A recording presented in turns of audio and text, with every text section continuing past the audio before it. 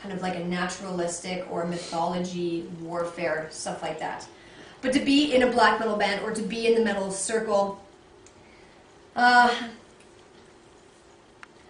don't know, I think if you're in a band and you identify as a black metal band and maybe other people see you as black metal, because some people identify as a black metal band and a lot of people would argue that. Yeah, because like there's bands like say Nile or Morbid Angel who delve into basically the same lyrical sense, but yeah, but they're death metal. Yeah, but they would never. Yeah, and they're also like even musically tons of blast beats, really fast, melodic, the same as like black metal. Yeah, but they would never consider themselves, and no one else would ever consider them black metal. Yeah, but they would be put on probably bills with black metal bands because of that. And it's funny because, yeah, black metal bands don't really identify with the Church of Satan, but I know a lot of death metal bands do. So Deicide, for one, I know they identify with Church of Satan.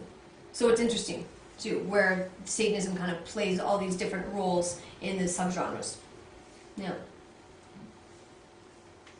And it's interesting too because like with certain types of death metal and black metal, it kind of all folds into one, so you can't really specifically identify. Yeah, there's all this cross genre. It's so fragmented. It's frustrating. These extreme metal people love to just fragment everything. We love categories. That's one thing metalheads love, and it's like categorize everything. Yeah. Yes. Build spreadsheets. Yeah, I know. Like, let's have our own little archives on our computer.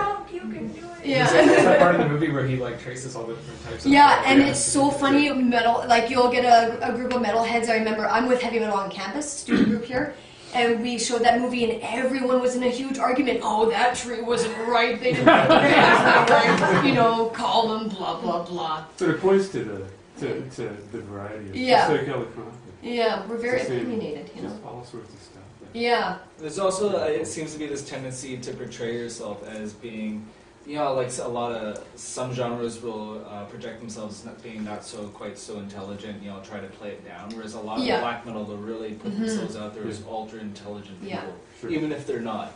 Like that's the whole game. And they try and make themselves more intelligent by referring to philosophy, but they've taken it out of context. Yeah. So a lot of people were like, "Oh, Nietzsche is like the guy to go to when it comes to Satanist ideologies," but it's like, no, Nietzsche had nothing to do with that. You know what I mean? But yeah, I know. I've talked to a couple of black metal people, and it's like, not all there. They're just a weird bunch of people. They're eccentric. I like it.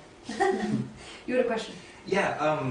And it plays into the excessive categorization. So you talked about black metal and depressive black metal, and then there's sort of like a further subgenre that's gotten big in the past few years, which is the like ambient depressive like Wolves in the Throne Room and Zather and stuff. Yeah. Is that kind of stuff also coming out of the Scandinavian countries? Because a lot of those guys seem to be from the U.S. Yeah.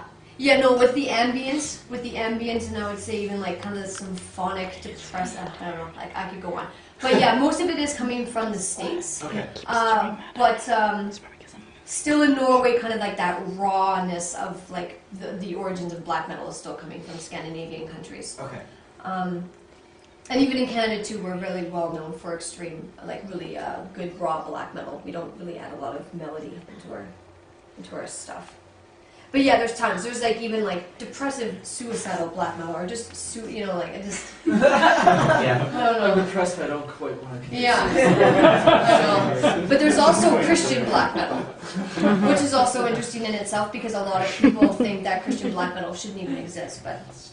So where's it going? I mean, how's the whole thing with metal in my mind is the evolution. I mean, it's always evolving. But how's black metal?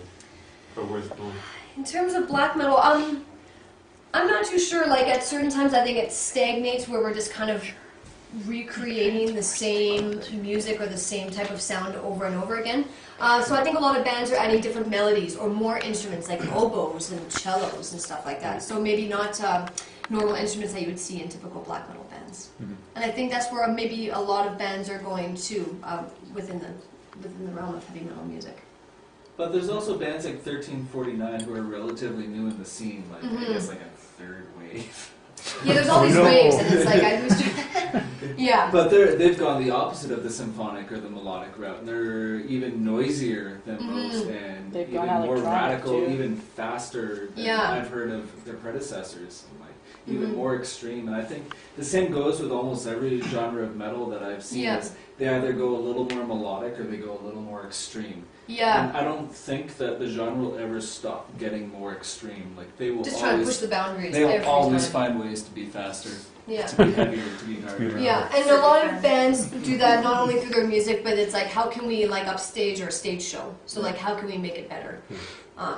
So there's not really a black metal band here in Edmonton that does that, but I know death metal band called Dead Jesus. The main singer is known for wrapping himself in barbed wire, eating dead animals, cutting himself, because he's also a pro wrestler as well. So he knows what to do. He knows that. Yeah.